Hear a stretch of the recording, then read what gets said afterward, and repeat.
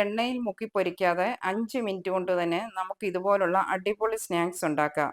ഇത് തയ്യാറാക്കാനായി ഒരു ബൗളിലേക്ക് ഞാൻ ഇവിടെ 4 മുട്ട പൊട്ടിച്ചൊഴിക്കുന്നുണ്ട്. കൂടെ തന്നെ 2 ടേബിൾ സ്പൂൺ പഞ്ചസാരയും 1/4 ടീസ്പൂൺ ഏലക്കാപ്പൊടിയും ചേർത്ത് കൊടുക്കുക. ഇതെല്ലാം കൂടി നല്ലതുപോലെ മിക്സ് ചെയ്ത് അടിച്ച് പതപ്പിച്ചെടുക്കുക. വൈകുന്നേരം നമ്മുടെ കുട്ടികളൊക്കെ വരുന്ന സമയം ഉണ്ടാക്കി കൊടുക്കാൻ പറ്റിയ നല്ല ഹെൽത്തി ആയിട്ടുള്ള ഒരു റെസിപ്പിയാണിത്.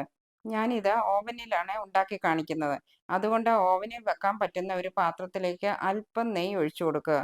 നെയ്യുടെ ടേസ്റ്റ് ഇഷ്ടമില്ലാത്തവർക്ക് അല്പം മാത്രം വെളിച്ചെണ്ണ ഒഴിച്ചു കൊടുത്ത് ഈ പാത്രത്തിലൊന്ന് ബ്രഷ് ചെയ്തെടുത്താൽ മതി.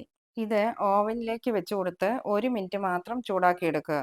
ഇനി നമ്മുടെ കയ്യിൽ അവൈലബിൾ ആയിട്ടുള്ള ഡ്രൈ ഫ്രൂട്ട് ഏതാണോ അതെടുത്ത് ഈ ചൂടായ പാത്രത്തിലേക്ക് ഇട്ട് കൊടുക്കുക.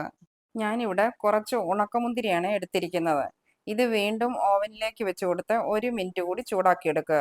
നമ്മൾ ഇതിൽ ഇട്ട് കൊടുത്ത മുന്തിരിയൊക്കെ ഒന്ന് ചൂടായി വീർത്ത് വരുന്നതിന് വേണ്ടിയാണ്. മറ്റു ഡ്രൈ ഫ്രൂട്ടുകളാണ് ചേർത്ത് കൊടുക്കുന്നതെങ്കിൽ ഇങ്ങനെ ചൂടാക്കേണ്ട. ഇനിയും വേണ്ടത് നമുക്ക് ഇതുപോലുള്ള 2 പഴമാണ്. ഇതിന്റെ തൊലിയെല്ലാം മാറ്റിയ ശേഷം ചെറിയ പീസായി മുറിച്ചെടുക്കുക. ഈ മുറിച്ചു വെച്ചിരിക്കുന്ന പഴം ഇതിന് മുകളിലായി ഇട്ട് കൊടുക്കുക. ഇതിനി ഓവനിലേക്ക് വെച്ച് കൊടുത്ത് 5 മിനിറ്റ് ഒന്ന് വേവിച്ചെടുക്കുക. 5 മിനിറ്റിന് ശേഷം ഇത് പുറത്തെടുത്ത് ആ ചൂടോടുകൂടി തന്നെ നല്ലതുപോലെ ഒന്ന് ഉടച്ചെടുക്കുക. ഇങ്ങനെ ചൂടോടുകൂടി തന്നെ ഉടച്ചെടുക്കാൻ ശ്രദ്ധിക്കണം.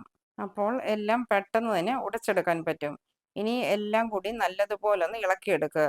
ഇതിന് മുകളിലായി നമ്മൾ ഉടച്ച് പതപ്പിച്ച് വെച്ചിരിക്കുന്ന മുട്ട ചേർത്ത് കൊടുക്കുക. മുട്ട ചേർത്ത് കൊടുത്ത ശേഷം എല്ലാം കൂടി നല്ലതുപോലെ ഒന്നുകൂടി മിക്സ് ചെയ്ത് കൊടുക്കുക. ഇങ്ങനെ മിക്സ് ചെയ്ത് കൊടുത്ത ശേഷം ഇത് വീണ്ടും ഓവനിലേക്ക് വെച്ച് കൊടുത്ത് 5 മിനിറ്റ് കൂടി വേവിച്ചെടുക്കുക. ഇനി ഓവൻ ഇല്ലാത്തവർക്ക് ഇഡലിത്തട്ടിൽ വെച്ചും ഇങ്ങനെ റെഡിയാക്കി എടുക്കാവുന്നതാണ്. 5 മിനിറ്റ് മാത്രം വേവിച്ചെടുത്താൽ മതി. ഇനിയും പുറത്തെടുത്ത് തണുക്കാനായി മാറ്റി വെക്കുക. തണുത്തതിന് ശേഷം മറ്റൊരു പാത്രത്തിലേക്ക് തിരിച്ചിട്ട് കൊടുത്ത് നമ്മുടെ ഇഷ്ടത്തിനനുസരിച്ച് മുറിച്ചെടുക്കാം.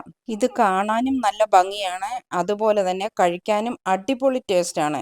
നിങ്ങൾ തീർച്ചയായും ഇതൊന്ന് ട്രൈ ചെയ്ത് നോക്കുക. ട്രൈ ചെയ്ത് നോക്കിയ ശേഷം നിങ്ങളുടെ അഭിപ്രായങ്ങൾ കമൻസിലൂടെ അറിയിക്കാനും മറക്കരുത്. വീഡിയോ ഇഷ്ടമായിട്ടുണ്ടെങ്കിൽ ഒന്ന് ലൈക്ക് ചെയ്യുക. സബ്സ്ക്രൈബ് ചെയ്യാതെ കാണുന്നവരുണ്ടെങ്കിൽ ഒന്ന് സബ്സ്ക്രൈബ് ചെയ്ത് സപ്പോർട്ട് ചെയ്യണേ.